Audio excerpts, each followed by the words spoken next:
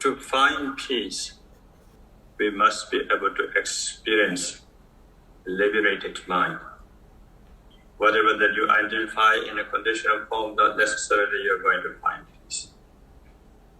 Even if temporarily you might feel that you have gained something,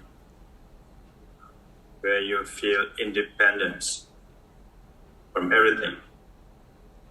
Because we're not able to truly relate to a liberated mind, we will not find liberation. Once we are not able to find liberation, there is no peace. We have this opportunity to breathe freely in this very moment. We have capabilities to celebrate our life.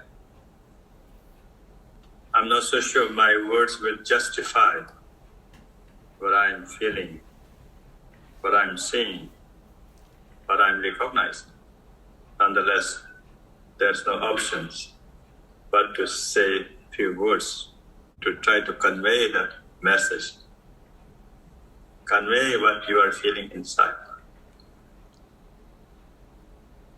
Out of compassion only, out of true feeling only, to celebrate my own moment of life. Not that I have so much to offer to you, not that you're going to gain so much from people like me, but at least we're able to make connection by recognizing that there is something common between all of us, that is, we all are breathing beings. But in another way, we have this conditional defilements, which is obscuring all our natural qualities, tormented by our habitual, conditional ways, distorted, and become disabled beings.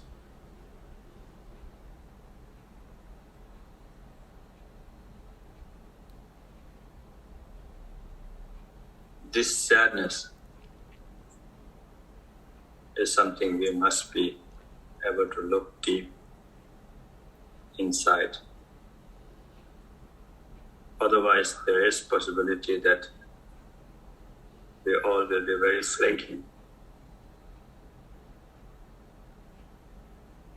very transient, very indulgent in the name of enjoying something or in the name of doing something.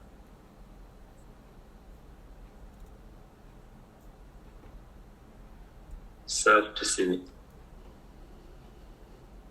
For instance, all of us are planning to live tomorrow, live until next year, live until 100 years, or maybe possible 1,000 years.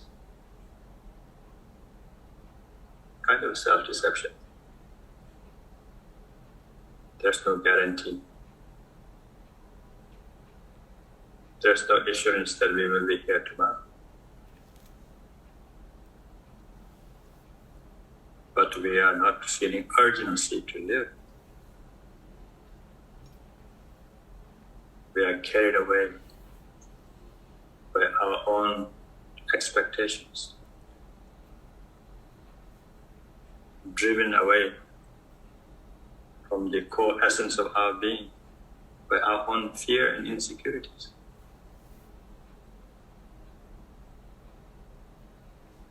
And we rely on meditation. We think we are a meditator. Not so sure what meditation means. Everybody wants to be a meditator. Everybody wants to be a meditation instructor. Who is to instruct who?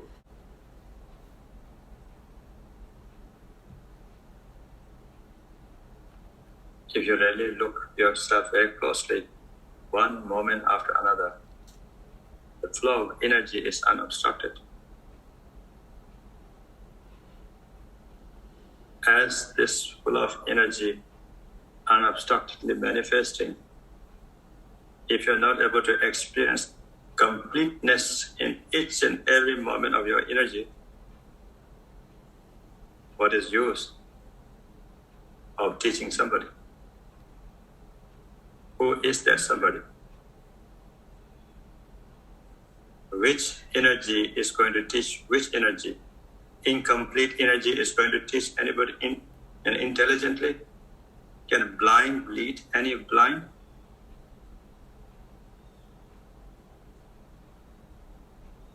These are just questions.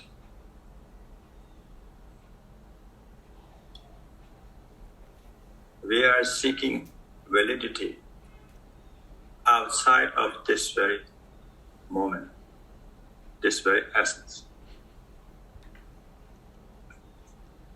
We are trying to justify that we are here to enjoy by flaunting this precious moment.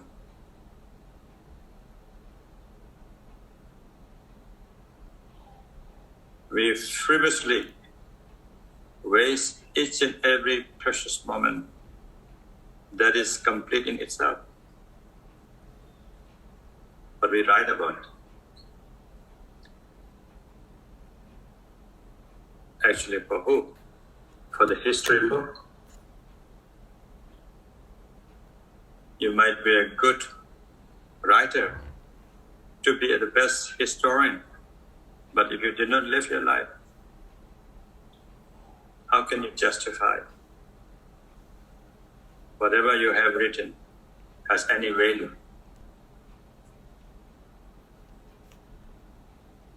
So, peace through liberation is to truly experience your being as you are in this very moment, as it is.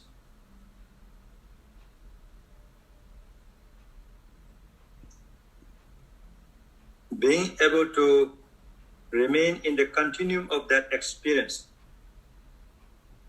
without being distracted is meditation.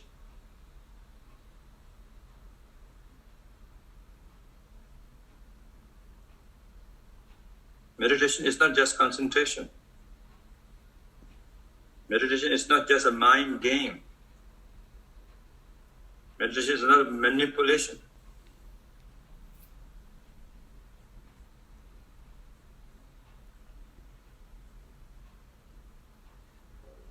In this ancient tradition,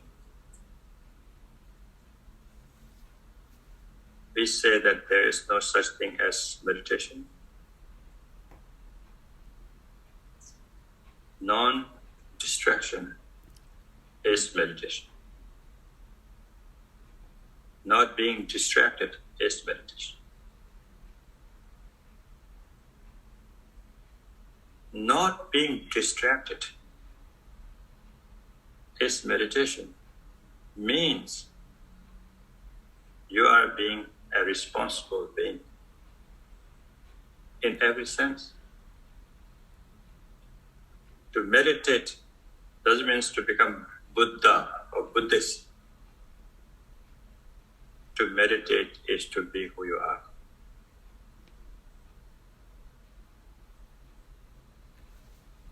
To meditate is not like to take ayahuasca or anything like that. To manipulate.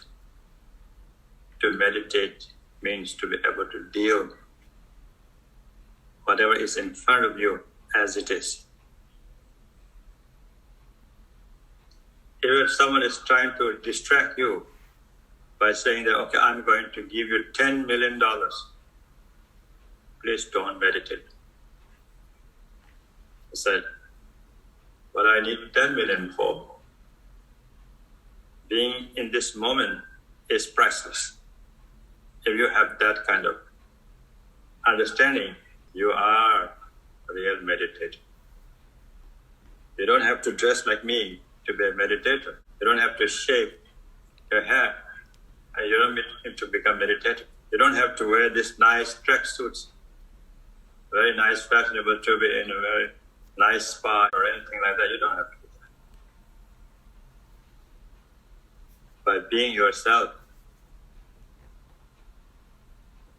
anywhere, however, whether you're a lawyer or environmentalist or banker or whatever job you're doing, realizing that this breath that you're breathing as you're doing your work, breath is more precious than a work that you're doing. So in a way, you will be a very successful businessman, you're successful environmentalist, you're successful in every way, because you will not sell yourself so cheap.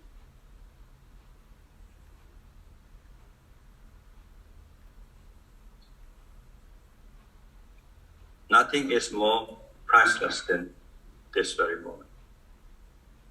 As I often say to my friends, life is not a rehearsal.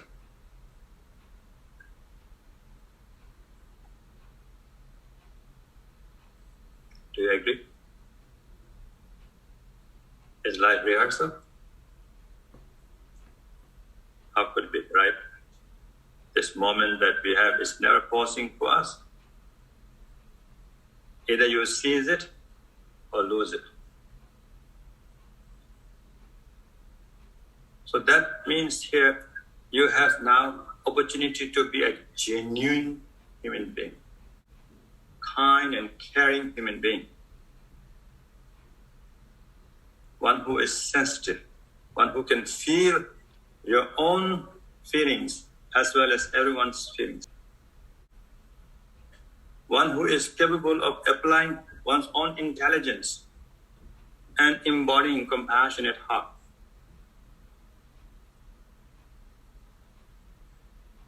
More you think you are a meditator, more you become arrogant, more you become stiff, more you become narrow-minded. You're not a meditator.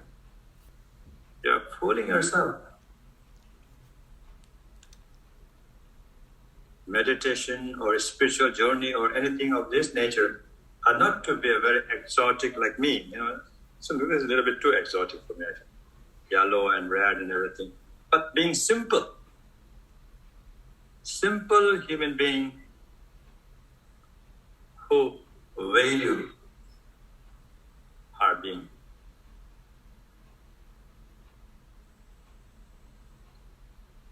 Very important that we are able to value ourselves, so that when we have to breathe our last breath, we have no regret. Because entire lifetime, you have been able to value yourself. Now you are ending this last breath, and you are busy valuing yourself in this last breath. You don't have any fear of such thing as death, because you are occupied, fully, completely intoxicated in being yourself. That's the result of meditation. When you have so much obstacles, so much difficulties in work, family, and relationship, whatever, at that moment, to be able to rise to the occasion is a sign that you are a meditator. When everything is going right, sun is warm like this, blue sky like this, everything is very nice, amenities are perfect here. And if somebody is talking about meditation and bringing ancient wisdom, and the stomach is full, and nice breakfast, right? And it's a Sunday, nice, everybody can think you are a great meditator, you are a great spiritual person. It's not difficult. When you are in deep doo-doo, at that time, you should measure whether you are really a meditator or not. You have been meditating or not. How you handle that moment is the test. You see, in spiritual tradition, if you really genuinely follow spiritual tradition, every way that you carry yourself is going to be enabling you to gain strength to face what is in front of you. Become stronger, become more sensible, become more compassionate, become more humble. Where you find satisfaction, where you find you are worth something. So many people are, going to psychotherapists and psychoanalysis, all these things. Why is happening here? We're not able to realize our worthiness. Somebody has to tell us something. That means we are not relating to our own thoughts, our own mind. We are not being here to experience life. We are fantasizing, which is not necessarily very smart. To be on a spiritual journey is to be intelligent. So that you are independent. Independent in such a way that each and every moment, whatever is flowing in your mind, thoughts, emotions, feelings, whatever is following in your mind, you're able to experience independently. So that there's no lingering effect from the past. No something to worry about future. Rather, in this independent state, you are able to realize your strength.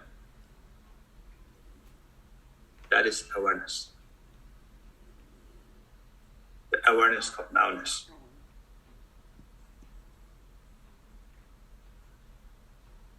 This doesn't come about very easily by some lama talking to you for 10 hours a day. That's not how it going to happen. You have to commit yourself to live your life and willing to be able to celebrate your life. I cannot convince you fully either. It's something you have to feel genuinely by becoming your own best friend. No lovers, no friends, no families. Nobody's going to ever help you be liberated. Only you, by freeing yourself attachment to all these things. Realizing that your priority is to live your life in such a way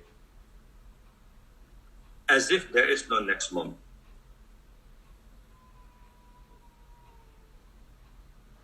You interact, you relate to everything in such a way there is no consequences whatsoever that you will have to experience afterwards. There will be no residual effect from being yourself.